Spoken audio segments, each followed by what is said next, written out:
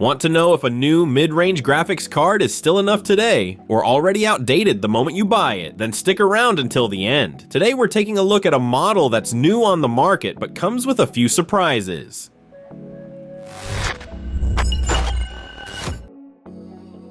The card's casing is simple, matte gray, and free of any RGB gimmicks. Perfect for anyone who doesn't want their PC to light up like a disco. With a 2.5 slot design, it also fits nicely into more compact builds. But does it look and feel as premium as the competition? Absolutely yes. The build quality is excellent and the design feels clean and professional. No flashy nonsense, just pure function. What really stands out is the dual BIOS switch. You can easily toggle between performance and quiet modes. Handy when you want either more power or more silence. And the cooling system, with its 3 Axial Tech fans, does a fantastic job. The card stays cool and surprisingly quiet.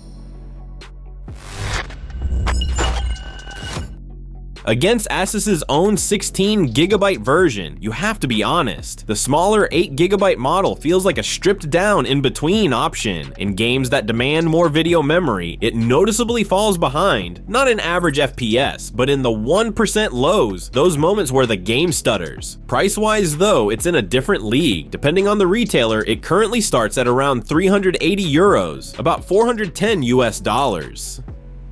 For a modern GDDR7 model, that's not bad, but only if you don't often play at 1440p QHD with ultra quality textures. If you're considering getting this card, check out the links in the video description. You'll find the best current deals there. Want more real-world benchmarks like these? Subscribe to the channel and drop a like if this video helped you out.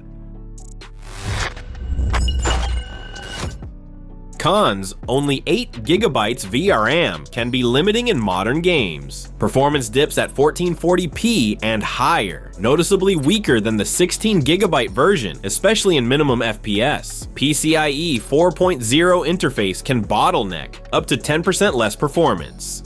No RGB, a downside for some, a plus for others. Pros: compact design, fits easily into many builds.